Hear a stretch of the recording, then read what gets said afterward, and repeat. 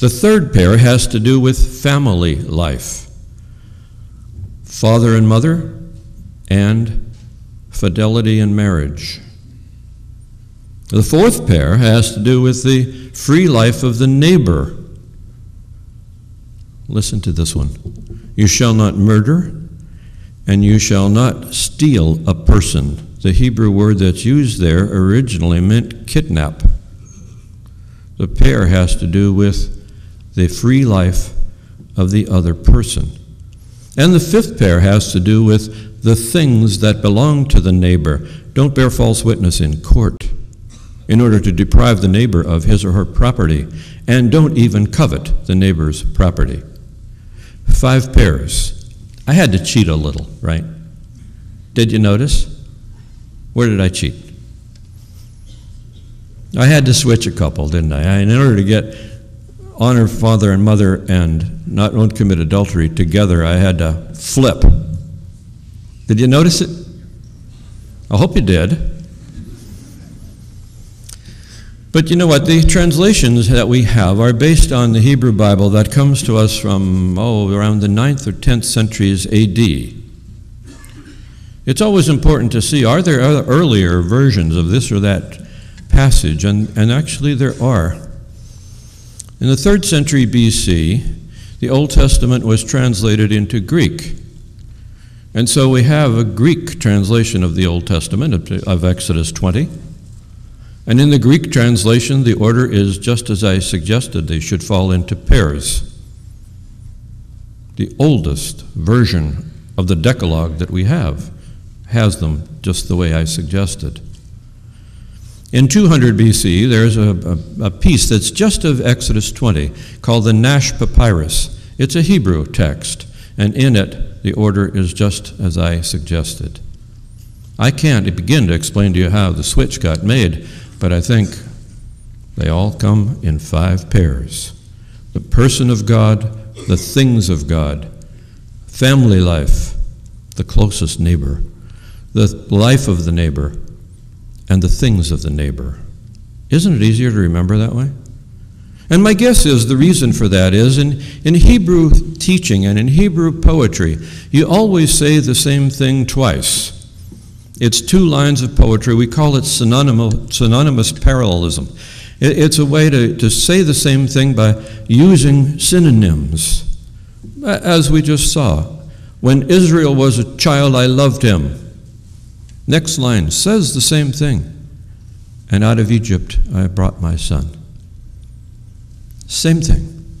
One sentence said in 2 ways. 2 commandments say the same thing. The person of God, the things of God, family life, the person of the neighbor, the things of the neighbor. Say it twice, and maybe it'll catch.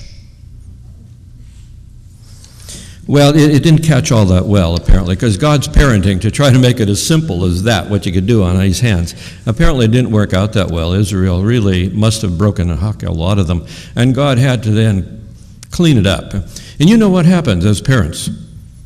When the kids don't obey some 2 or 3 basic rules, all of a sudden there become 12. And then when they're messing those up, it becomes 20. And it gets big more and more because people aren't obeying the basic couple, right? You add laws because there's trouble getting discipline with the few. And so you end up with what follows the Big Ten. We have the book of the covenant in Exodus 21 to 23. The following chapter started. Lots more laws. You have the priestly laws. Whoa, the whole book of Leviticus is pretty much all these laws. Some of them are really intriguing, but lots of laws. And then you have the Code of Deuteronomy, chapters 12 through 26 in the Code of Deuteronomy, which is not another set. It's an updating of the book of the covenant because God, the parent, sees that Israel is in a different place now. They're no longer an agriculture society. They're an urban society. Got to update these laws. Those that had to do with trading livestock now have to do with money and so forth. The Code of Deuteronomy is simply an updating by about 5 centuries of the Book of the Covenant, one of the oldest pieces we have in the Old Testament, the Book of the Covenant. It needed to be updated, and God did that. Always parenting the child as the child gets older and more complex, as we know. Well, it's a lot of laws, and a lot of those laws are what we'd expect from a God who responds to the cries of the oppressed. We'd expect the parent to teach the children to do the same thing. And so in that book of Leviticus, which has so many, many, many laws about just everything, there are lots and lots of laws about how Israel should care for the poor and the oppressed. Now I want to say a word about the poor. We define God and we're trying to define ourselves. Well, let's define for a moment the word poor in the Bible. We tend to think about the word poor strictly in economic terms. But the interesting thing is that in all of the Bible, there are only two places where the opposite of poor is rich. And that's in the Gospel according to Luke and in the Epistle of James. You know, one of the ways that we do research on the Bible is to try to figure out, when you see a word, how is the word used elsewhere? But another piece is, what other words are used along with it? And still another one is, what's the opposite of that in various texts? What's the opposite of that word? Again, only twice is the opposite of poor rich. And they're both in the New Testament, interestingly. Throughout the Old Testament, the opposite of poor is never rich. It's oppressor, wicked, ruthless, afflictor, and it applies to people who do injustice to the poor in business transactions, in courts of law, in personal behavior, and on and on. It's the oppressors. It's not that people have money, it's how they get their money and what they do with it. Wicked, oppressor, afflicted, afflictor, ruthless. They're the opposites of poor.